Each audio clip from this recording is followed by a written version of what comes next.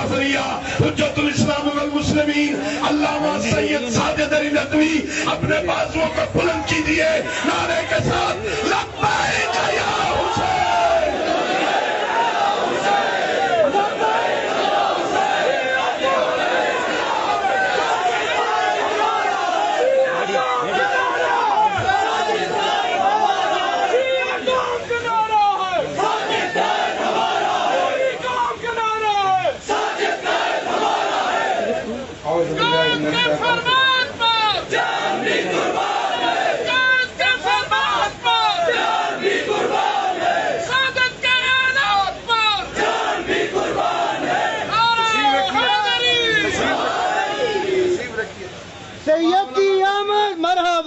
تشریف رکھیے، تمام تشریف رکھیے۔ اعوذ باللہ من الشیطان الرجیم، بسم اللہ الرحمن الرحیم، الحمدللہ رب العالمین، والصلاة والسلام علی سید الانبیاء والمرسلین بالقاسم محمد۔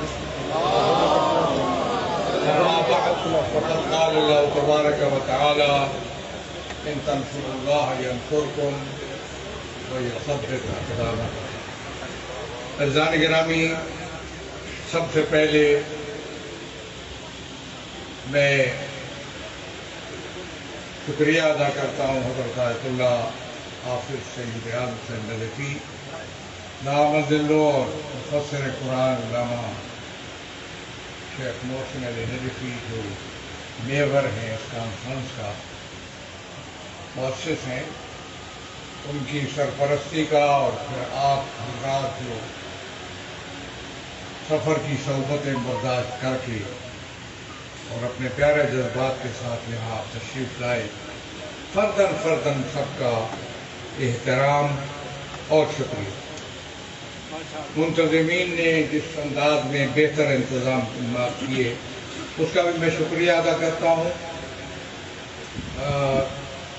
میں سمجھتا ہوں کہ یہ اجتماع کسی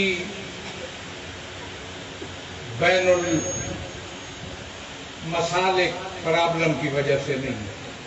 ایسا نہیں ہے کہ کسی مسلک کی طرف سے کوئی مسئلہ پیدا ہوا ہو اور شیعہ علماء نے اس کے رد کے لیے، اس کے توڑ کے لیے اجتماع کیا، ایسا نہیں ہے۔ یہ کسی مسلک کے خلاف یا کسی مسلک کے حوالے سے نہیں ہے، اور ہم کر بھی نہیں سکتے اس لیے کہ ہم بین المسالک اتحاد کے بانی ہوں۔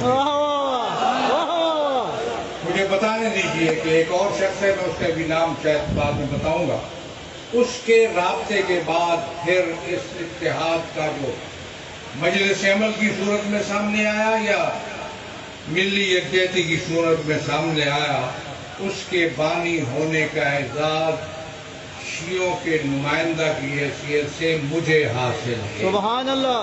باقی حضرات بعد میں شامل ہیں، ان کا احترام، بالکل احترام۔ اور جب میں تاریخ بیان کروں گا ملی یکجہتی کی تو آپ کو بتاؤں گا کہ کیسے کیسے مراحل سے وہ گزرا، اور اس وقت بھی وہ اپنے مراحل پہ موجود ہے، وہ بھی موجود ہے اپنی جگہ پر متحدہ مجلس عمل، لیکن فعال نہیں۔ لہٰذا یہ کسی مسلک کے حوالے سے تو نہ دیکھیے گا۔ ایک پرابلم پیدا ہوا، یہ پرابلم کہاں سے شروع ہوا؟ جب خوف پیدا ہوا کہ یہاں بھی کوئی ایسا انقلاب آ سکتا ہے جیسے ہمارے پڑوس میں آیا، ڈر لگا تو شیعوں کے خلاف ایک مہم شروع ہوئی شیعوں کے خلاف، گروہ پیدا کیے گئے، تکفیری، گڑے مردے اکھاڑے گئے، صدیوں پہلے کی کتاب خانے خریدے گئے، ان کے وسائل تھے، ان کے پاس وسائل تھے، ان کے پاس وہاں سے اٹھایا انہوں نے، اور اسی کے تسلسل میں پھر یہ تکفیری سلسلہ، اسی کے تسلسل میں پھر کچھ لشکر بنائے گئے۔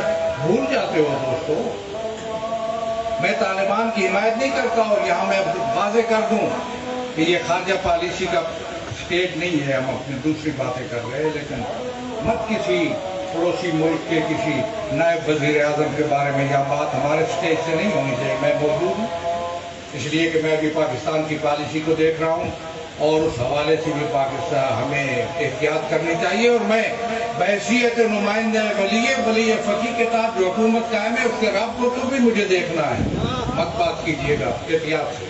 البتہ دوسرے حوالوں سے ان لشکروں کا نام کیوں نہیں لیتے؟ تو وہ لشکر جو بنا 33 دہشت گرد تنظیموں کو اس کی سروسیں دی گئیں، القاعدہ سے لے کر آگے تک۔ اس کا نام بتاؤ نا لوگوں کو۔ آپ کے اور ہمارے زمانوں کے ان لشکروں کا نام ہونا چاہیے کہ جو شیعوں کے وہ تھے، لیکن وہ بھی ناکام ہوئے، سلسلہ ہوا۔ اب میں سمجھتا ہوں کہ تکفیریوں کو استعمال کی ایک تو بہانے کے طور پر استعمال کیا جاتا ہے کہ فلاں جی اعتراض ہے۔ کسی کو کیا اعتراض ہو سکتا ہے؟ میں پاکستانی ہوں، میرا حق ہے، میرا بنیادی شہری آزادیاں میں مجھے آئین مجھے حق دیتا ہے، میں کسی کے روکنے یا رکاوٹ ڈالنے سے وہ رک نہیں سکتی۔ وہ مانا یہ جو چند بےہودہ لوگ بیٹھ کے کہتے ہیں کہ اذان کے بارے میں 76 PLD میں دیکھیے ہمارے حق میں وہ فیصلہ ہے، میں ادھر جاتا ہی نہیں ہوں۔ میں سمجھتا ہوں کہ ولایت امیر المومنین پر کوئی ایسا چیز نہیں آئی جس کی وجہ سے یہاں موضوع بنایا جاتا، بن گیا تو ٹھیک ہے، لیکن مسئلہ ہے کہ اس وقت شیعوں کے ساتھ جو زیادتیاں ہو رہی ہیں سرکاری اہلکاروں کے ذریعہ، میں کہتا ہوں رویے بدلو، بدلنے پڑیں گے آپ کو۔ یہ رویے قابل قبول نہیں ہے۔ میں کوئی دھمکی نہیں دیتا، میں معذرائی میں نہیں ہوں، میں غیر قانونی بات نہیں کرتا۔ ہم کل اس ملک کے حکمران بننے والے ہیں، مجھے ذمہ داری سے بات کرنا ہے، بن سکتے ہیں۔ اس لیے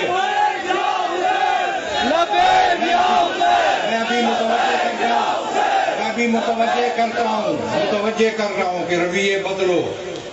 یہ رویے اس حوالے سے پاکستان کے میں محب وطن ہونے کی اپنے پر کوئی اصرار میں نہیں کر سکتا۔ میں کس کو تسلی دلاؤں کہ میں محب وطن ہوں؟ میں کسوٹی ہوں، میں پرکھوں گا لوگوں کو کہ کون محب وطن ہے۔ اس لیے مجھے اس بات کی اس طرف میں جاتا ہی نہیں ہوں۔ میں سمجھتا ہوں کہ رویے بدلنے پڑیں گے۔ اقدام کہہ رہا ہوں، اس سے بڑا اور اقدام کیا ہو سکتا ہے؟ اتنے بڑا اجتماع پاکستان بھر کے علماء کا، اس سے بڑا کوئی اقدام ہو نہیں سکتا۔ اس سے جو پیغام جائے گا ہم اس کو دیکھیں گے۔ جو پیغام جا رہا ہے اس اجتماع سے ہم اس کا جائزہ لیں گے، اور پھر آئندہ کے لیے ہم پاکستان میں موجود ہیں، ہم اپنی سرنوشت کا فیصلہ ہم خود کریں گے۔ اس ملک کے اندر آئین کے اندر قانون کے دائرے میں رہتے ہو، میں آئین و قانون کو سمجھتا ہوں، اور آئین و قانون کی روشنی میں ہمیں حق ہے اس بات کا۔ یہاں پھر اور مسائل آ جائیں گے، ریلیاں نکلوائی گئیں تاکہ جھکایا جائے اور کوئی قانون سازی کی جائے۔ ان ریلیوں سے، ان حربوں سے کسی مکتب کو جھکانا، میں سمجھتا ہوں کہ یہ غلط فہمی ہے اور غلط انداز ہے۔ اس انداز کو بھی بدلنا چاہیے۔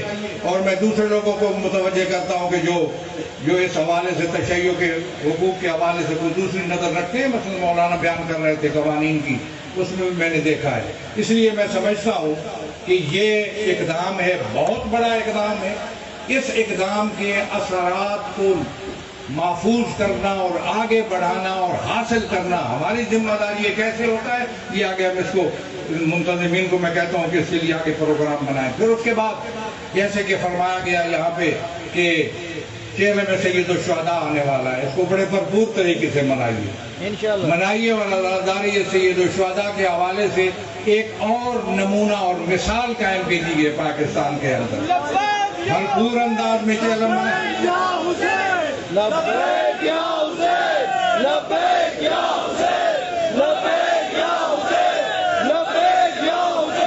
کو بڑے بھرپور انداز میں منانا ہم سب کی ذمہ داری ہے۔ یہ FIR اور یہ رکاوٹیں میں سمجھتا ہوں یہ حائل نہیں ہونی چاہیے۔ پورے جذبے کے ساتھ، پورے محبت کے ساتھ، پورے احترام کے ساتھ عزاداری سید الشہداء کو منایا جانا چاہیے۔ یہ کسی کے خلاف نہیں ہے، ہمارا بنیادی حق ہے۔ میں اسی پہ اختتام کرتا ہوں کہ محال اس اجتماع کا محال ہے وہ اعلامیہ جو پڑھا جائے گا اور وہ قراردادیں جو آپ پاس کریں گے۔ بہت شکریہ۔